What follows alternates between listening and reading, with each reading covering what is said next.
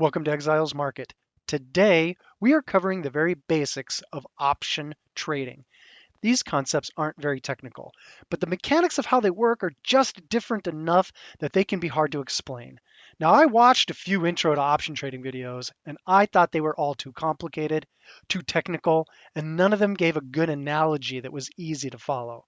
So let's step through a super simple analogy that we can apply to option trading. All right, so this is me. I'm going to be the option seller. I have a bicycle and I purchased this bicycle for $90.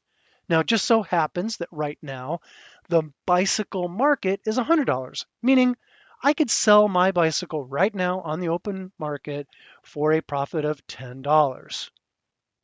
Now, you are going to be the option buyer and you want to buy a bicycle.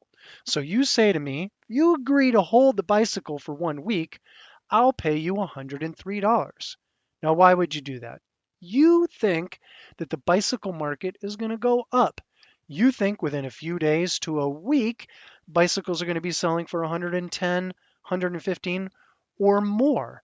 And so you want to make a deal with me to lock in a price that is lower than what you think the bicycle market is going to be after a week. And here you've offered me $103 for this bicycle if you buy it within the next week. Now, I'm going to say, all right, I'll agree to the $103 price. For me, that's pretty good because it's more than the current market is right now. And I'm going to hold it for you for a week.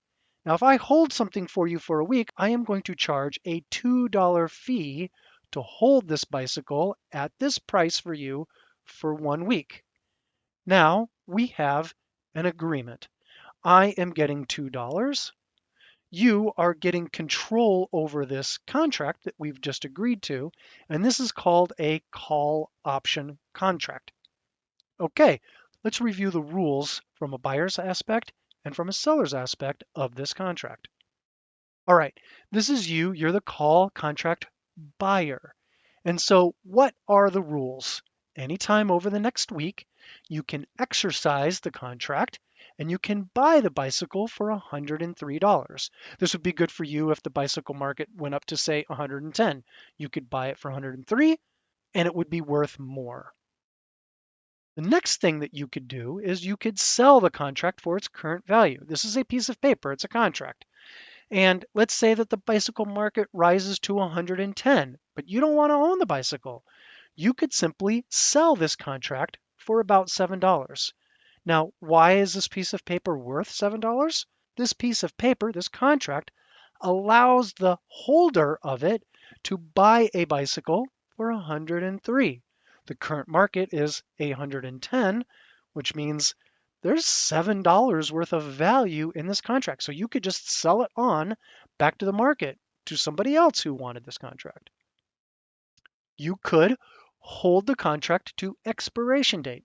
If the bicycle market is $103 or higher, your broker will exercise this on your behalf, meaning they will buy the bicycle for 103 and they will sell it on the open market for, let's say it was 106, they would give you the proceeds of $3. Now, at expiration date, if the bicycle market is less than $103, the contract expires worthless and you are out the $2. And this makes sense, right? Because if the bicycle market never made it up over $103, you would never pay $103 for a bicycle if the market was less than that. So that makes sense. As the contract buyer, why would you want to enter this trade? Well, a couple reasons. If you believe the bicycle market is going to go up, let's assume you think it's going to go to 110, for the cost of the contract, $2, you'll make $7. Again, you're going to buy the bicycle for 103, you're going to sell it on the market for 110, that's a difference of $7.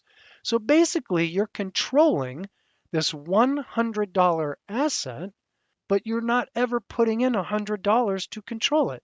You're only putting up $2 to control this $100 asset. Now, for the call contract seller, that's me, there's some rules that I have to follow.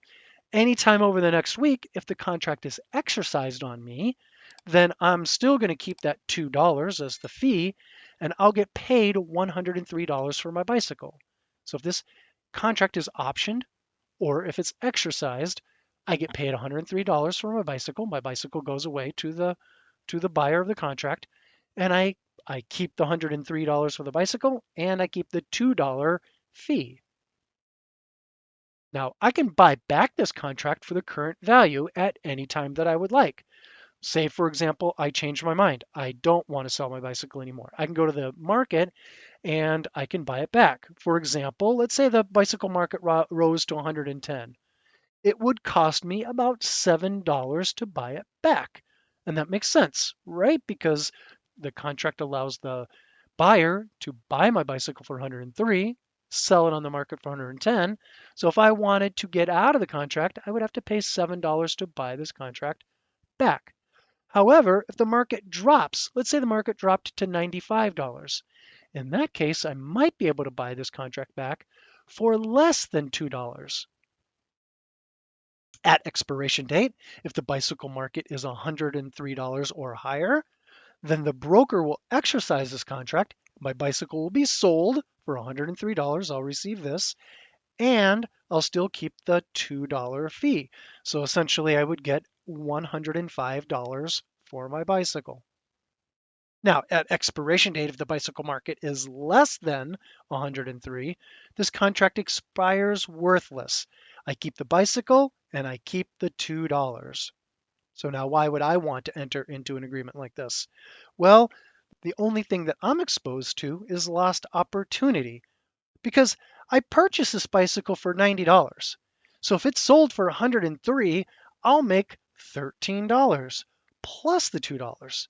If the market doesn't reach 103, I would still keep the bicycle and the $2. So the lost opportunity would be, let's say the bicycle market went up to 110. I now sold my bicycle for 103, so maybe I had a lost opportunity cost of $7. But either way, I purchased for 90, sold for 103, so I will make a profit on this no matter what. Now, these are call options. And I think this example makes sense. We all understand buying items, and we all understand that maybe somebody would charge a fee to hold something for us. Puts are a little bit different, and they're a little bit harder to explain. All right, I am the seller of a put contract, and what I want is to buy a bicycle now. And the bicycle market is $100. But I don't want to spend $100 on a bicycle. I want to pay less than $100. So I want the bicycle. I don't want to pay $100. I want to buy on the dip. Let's say I want to purchase for $97. Well, that's where you come in.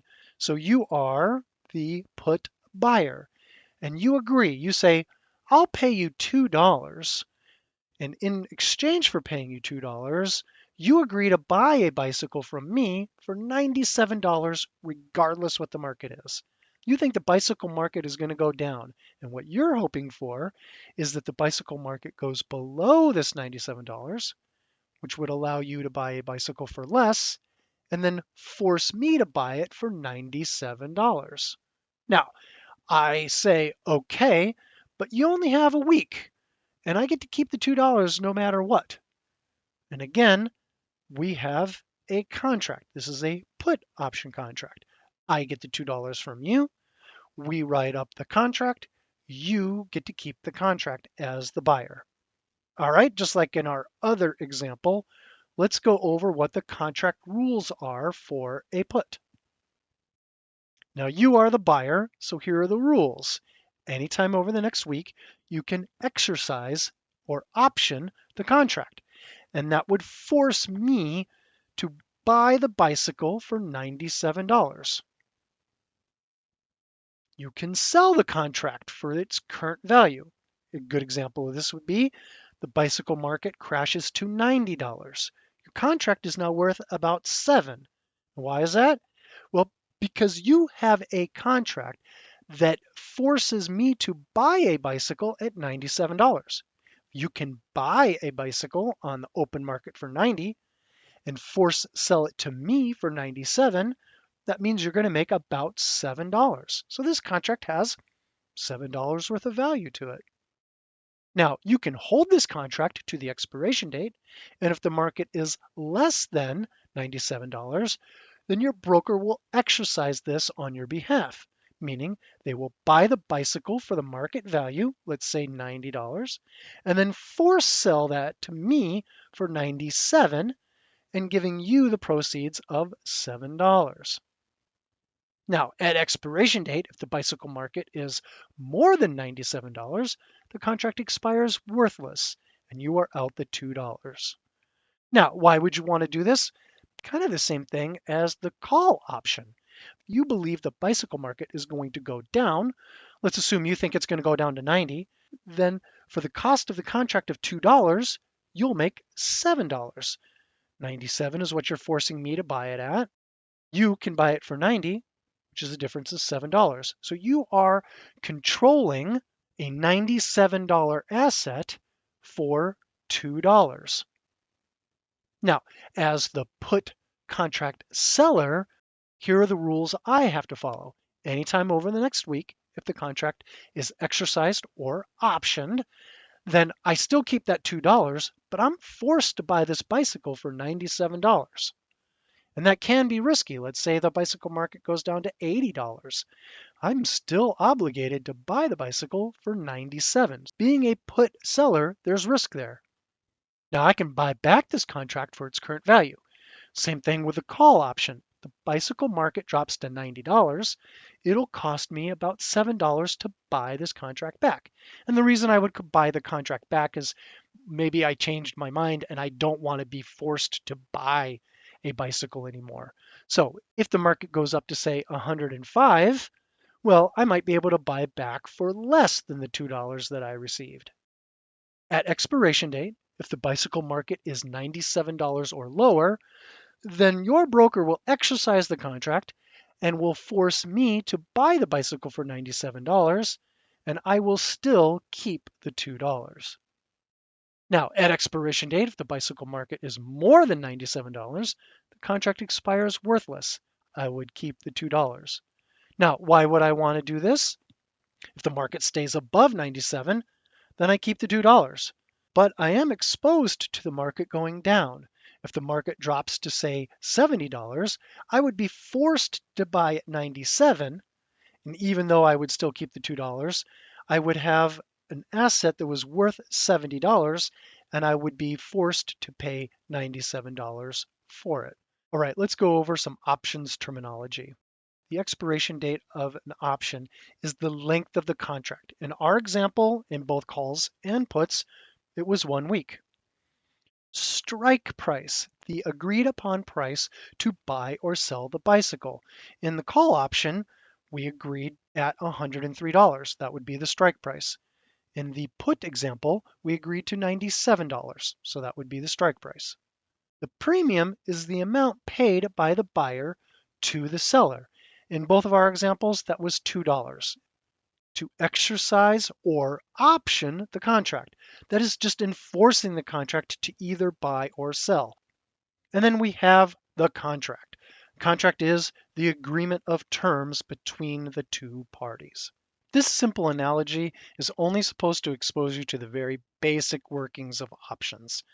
But if you're new to option trading, this analogy is a good place to start, and you probably have questions. So check out my other videos that pick up where this one left off and put any questions you have in the comments below. Or better yet, come check out our Discord. Myself and other experienced traders are in the chat every day helping people level up their trading game.